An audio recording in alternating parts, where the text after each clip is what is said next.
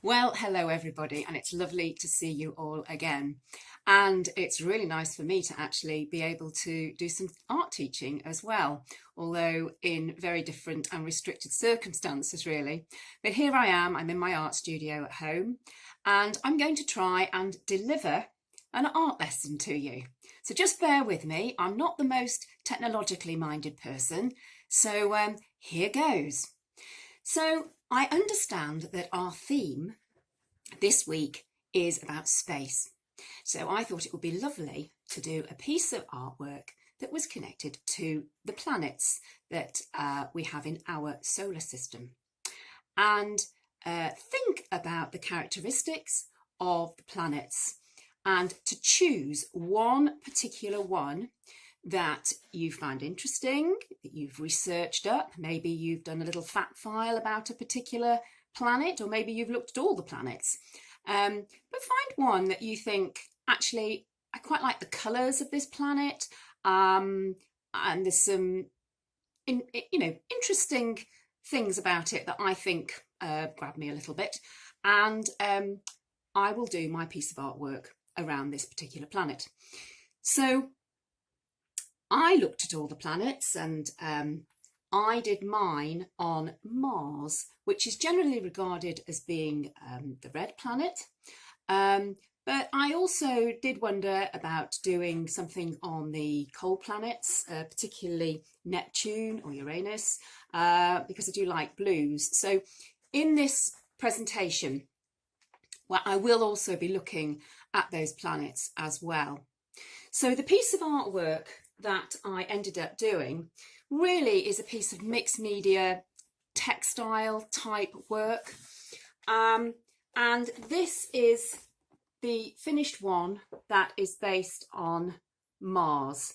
So I chose really shades of reds, purples, browns, and the swirling gases around it. Here is the same piece of artwork blown up into A3, and you can perhaps see a little bit more detail. It's a stitched piece, it's used paint, and it's used a lot of different drawing materials as well. So to begin with, what you need is a piece of card, or what I used was a fairly thickish piece of watercolour painting paper. But you need something that is relatively firm because you are going to be stitching into it. So something that's thin paper, maybe if you're not going to do stitching and all you have to hand at home is some cartridge paper, ordinary paper, then perhaps leave out the stitching or have a go with the stitching, but it might not be so easy to do. But obviously, do what you can in the limitations that we have currently. So the first thing that you do is really quite good fun, in that you get messy, and I always like getting messy. So you do a bit of finger painting. So here I have started to do some finger painting. Put newspaper down, I would suggest, and I would also suggest that you put an apron on as well. I am using a glove, one of these. Seem to have quite a few of these around at the moment. But you can just wash your hands, as we're doing a lot of as well at the moment, after you've made a right mess doing your finger painting. So what we can use for our finger painting? Well, here, I don't know whether we can see very well, I have squirted some paints. You can use acrylic paint, you can use just ready mix paint, and any kind of plastic throwaway type of container you can put your paints in. That way you needn't necessarily wash it up, because you can throw it away again at the end. So I'm just refilling up some of my red. You can also, if you haven't got squeezy paint at home. You can use a palette, a watercolour palette. Here we've got some very messy watercolour palettes. And you need just a little bit of water to keep on dipping your finger into the different colours, and also not forgetting paper towel, because this is messy. So you dip your finger in the water, in the paint, and then you literally, if you imagine you've got these swirling gases going around your planet,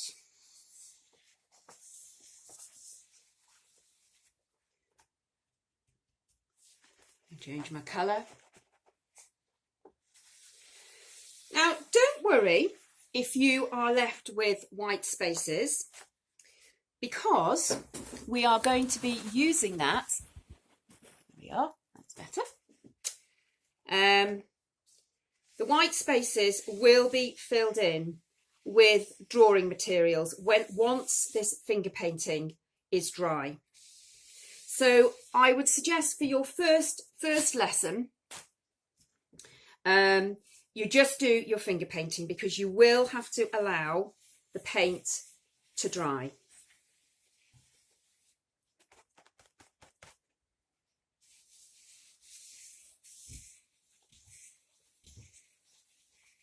And I would suggest quite a lot of flowing lines within it, because I think most of the planets do have, they either have winds going, winds sweeping around them, or gases. So you can get the feel of a nice flow with your paint and with your fingers. And I actually think this is quite a therapeutic thing to do. I know some of us might not have done this till when we were younger, and perhaps in nursery, but it's very nice doing this. Now, I have also done it in different colour waves, imagining this could be Neptune. Neptune has quite a windy atmosphere around it. Azure blue we associate with planet Neptune, and I've also done it similar with Uranus, which is more of a bluey greeny colour. So when you've finished doing your finger painting, as I say, you can leave white spaces, doesn't matter about that, because you're then going to fill in the white spaces with your pencil crayons, oil pastels, chalk pastels. Right, I'm just cleaning myself off there now, and I'm going to put that to the side. Okay, and I'm just going to show you what you then do next. You can leave your gloves on, or you can take them off. I am actually going to take them off. So I did this earlier. This is all dry now, but it still has white spaces on it. So I am going in with my oil pastels first of all. So here I've got some oil pastels. I've also got some oil pastels here. And I'm selecting shades of blue because this one is my one that's representing Neptune with the windy atmosphere. So where I've got white spaces, again, I'm not just colouring in any old way. I am kind of following the contours. If you imagine these, the wind blowing and swirling. So fill in where you've got contours and you keep on going around with oil pastels, change your colours. It's quite a good idea to probably put all the particular colours that you need for your particular artwork all together, but it really depends on your space as well. Here we've got chalk pastel. This is a very old box of chalk pastels, left over from my university days. There's ice as well on Neptune, ice caps. So I've got a bit of white in there as well as the blue. Don't forget with your chalk pastels, they smudge nicely as well. So, you know, you can mix your finger on there and you can lure them together, the lines. I've also got something that I've forgotten about. We don't have these in school, but these are called oil bars. And actually, if you have been watching Art Club on television, one or two of the guests on there have used oil bars. This is a blue oil bar. They are very, very thick.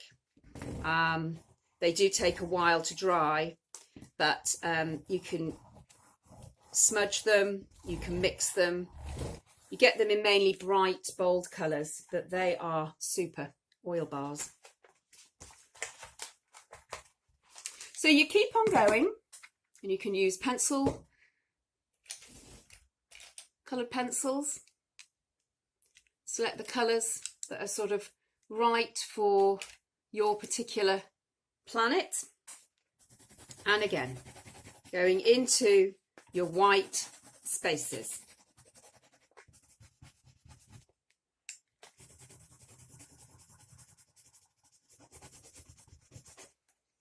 Okay, once you've done that, it will look like this.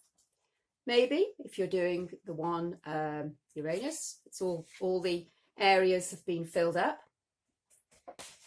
This is one that I did earlier for Mars. So really putting in your drawing materials, that would be something that you would do really on your second lesson, because your first lesson is the finger painting and you need to wait for all that to dry. Once that's dry, then you're using your drawing materials. And when the drawing materials are done, you are then ready to stitch into your, well, it's almost like a canvas you've created. And for this, you can see from the one that I completed earlier, I've used a range of stitches. I've found buttons, I've selected buttons and sequins that I've sewn on. I've used a straight running stitch. I've also used a cross stitch, and I've also done something called couching, where I have couched down fabric. So if you are new to sewing or you haven't done a great deal of sewing, there are some you know, some good YouTube clips that you can Google. You can get yourself a little book of embroidery stitches as well. But the most straightforward one is obviously your running stitch, just a plain in out running stitch, which is very straightforward. You can do variations on a theme. That's a nice one. That's a laced one, where you go in and out of the running stitch once you have done it, which is a nice embellishment. Cross stitch is a little bit more difficult, but again, if you get yourself a good clip, you can look close up how to do cross stitch properly. I'm going to show you now, but with my limited technology here, it might not be very, very good for a close-up.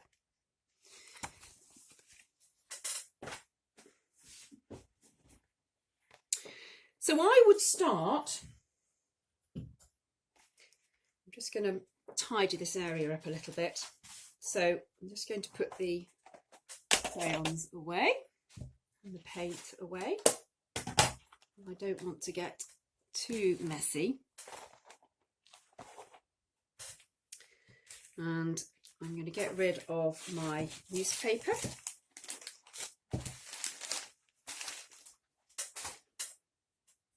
So for your sewing, you want to be thinking about the threads that you're using.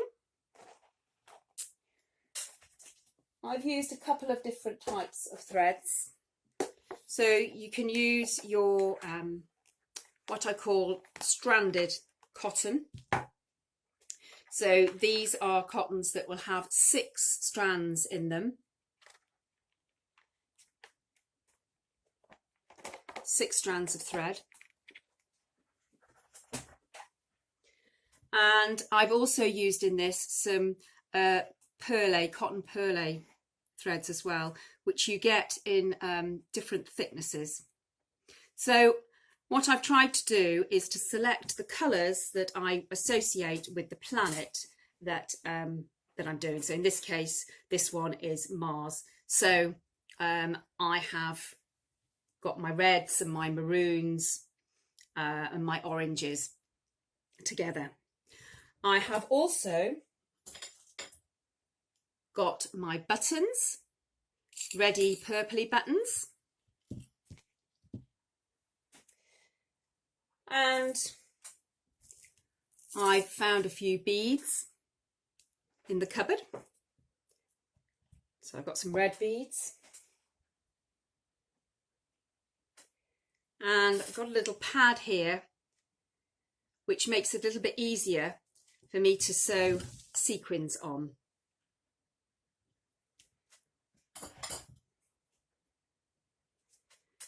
Got some little brown sequins here.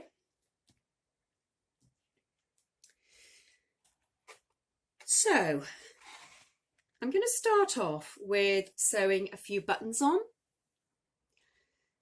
So you've threaded your needle.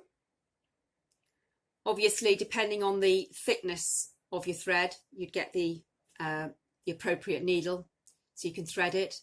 Tie yourself a little knot at the end. I'm going to put a button in the middle of the eye of this swirling gas. Now you can, on the back, with a bit of masking tape to secure the thread down a little bit more, just take a little bit of masking tape and you can put that just over the knot. It just makes it just a little bit more secure. Okay, so you can see here that I have put a button on there. So I'm going to select a button here from my little box of buttons. This one's just got 2 holes in it. So I'm going to come back through here. Just watch you don't go stabbing your fingers. Now it will need, I'd say, 2 or 3 threads going across the eye of the button. Now, of course, what is difficult with this is finding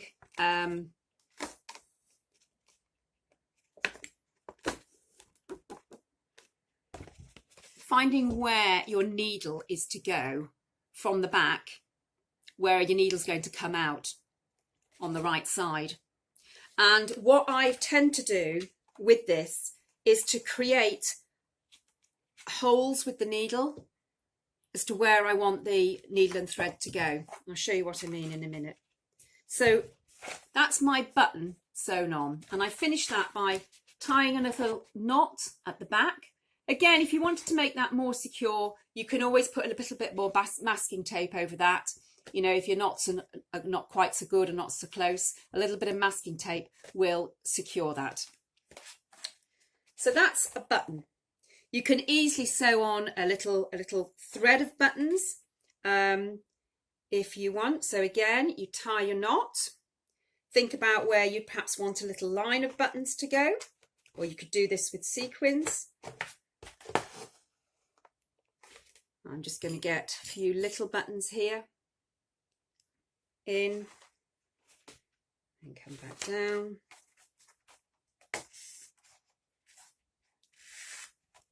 One button there. I'm going to bring my needle back out here. Get myself another button. Thread the button on. Can we see that?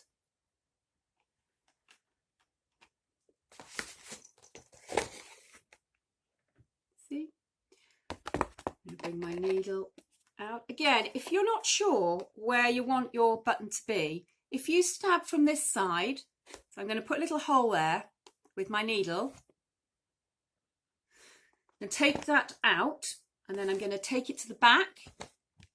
I can see where that hole is, so I'm going to put the needle in, bring it round,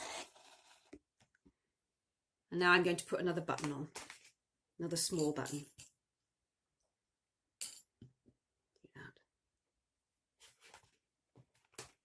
Put that down. See? So that's 3 buttons in a row. I want one more. Again, if I'm not sure where that's going to come up, I can stab it from the front. So then I've got my needle. It's going to come round from the back in. And I'm going to put another button on.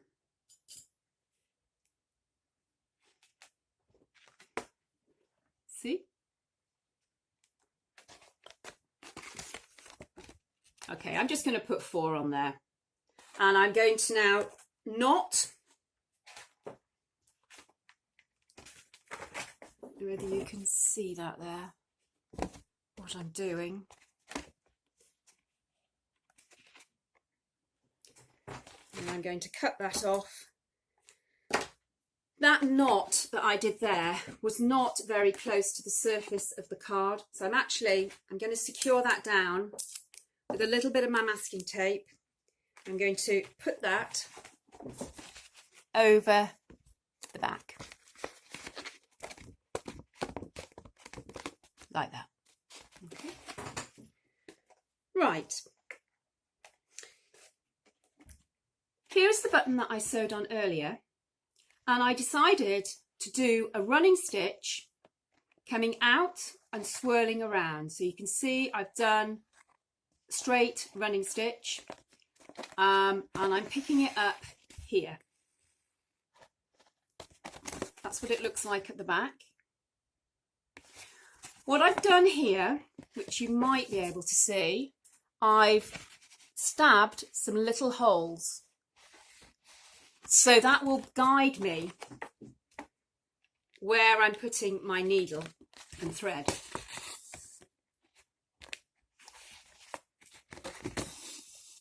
Can we see?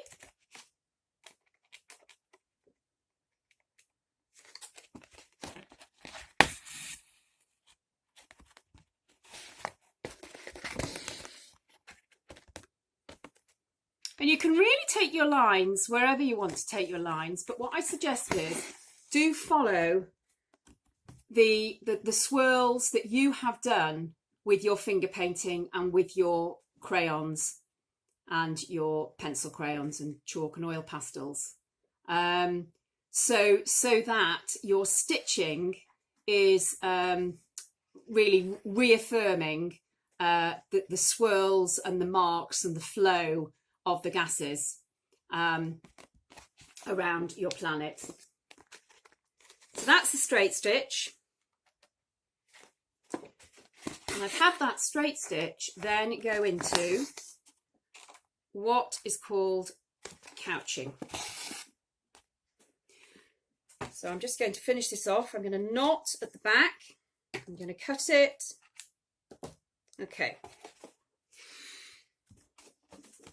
This here is a piece of fabric.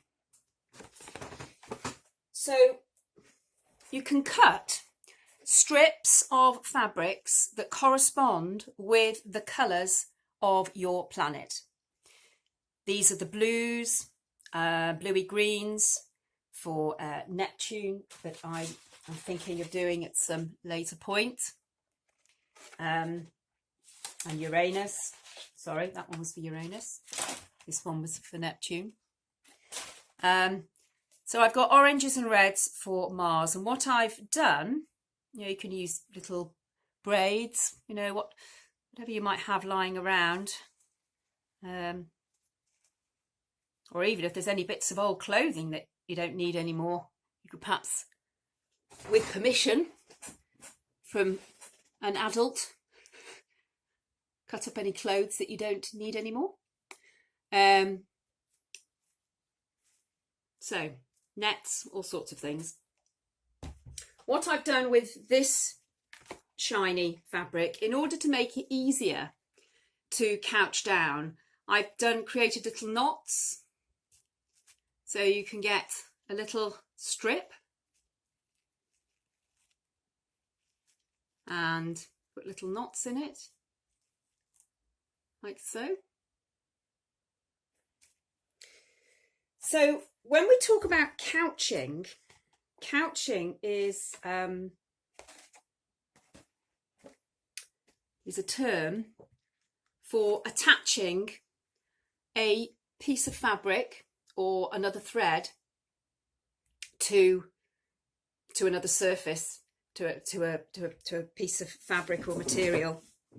So I've got my knot. I'm coming through a hole that I made earlier.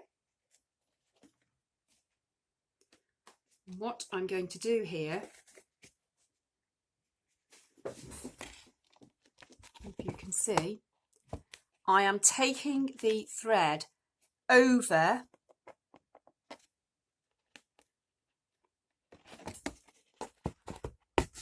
the piece of fabric. That holds it down, it couches it.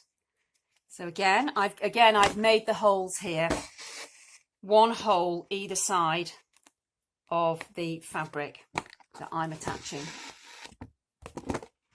You can see that. And again from the back.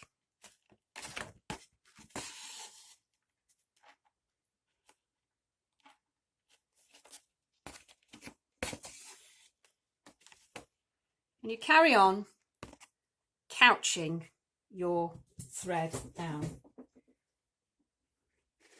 So you could do this with other threads, other pieces of fabric, sorry. You know, you could have them going around your swirls. Couching. I'll just do that once more. So you go through the back.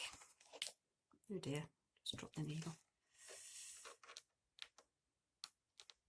Through the back like that. And then bring it down and couch it.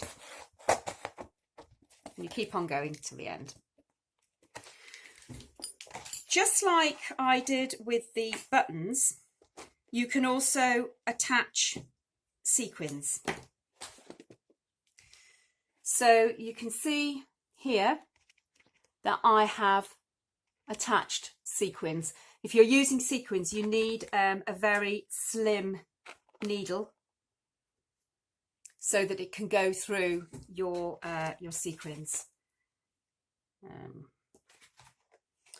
So have a little think about where you might want sequins. I was going to carry on with that. I would just go from the back. Again, I would masking tape that down because it's very fine thread.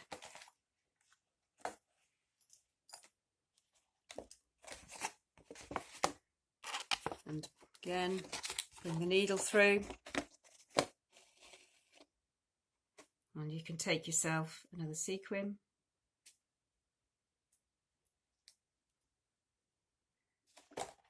And put it on.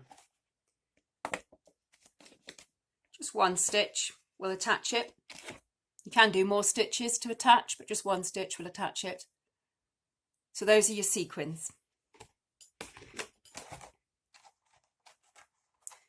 And again, I would suggest that you masking tape the back of that because it's very thin thread to sew sequins on with. A bit of masking tape at the back has just secured that. And finally, I've done some cross stitch, and I have stabbed 4 little holes, which will be where my needle is going to go in and out of to create my little crosses. If you don't do that, it is much, much harder to position where you're going to put your cross.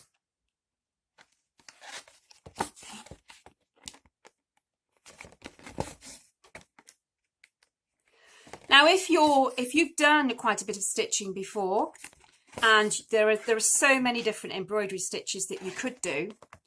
In this project, I've just talked about cross stitch, running stitch, and couching fabrics. But you can, there are many other embroidery stitches that you could try out. French knots are particularly nice and effective for embellishing. So that is something else that you might want to do. So you just keep on working on your planet until you've got it the way you want it, really, with decoration. And so you eventually end up with your completed planet, which hopefully will reflect something of the nature of the planet and the characteristics of that planet. So I hope you've learned something new, and I hope you can explore doing something similar and adapt it to whatever you've got at home. It doesn't have to be exactly like this, but just something to just set you off thinking, to inspire you to create. So go off and create now and enjoy yourselves. Okay, bye.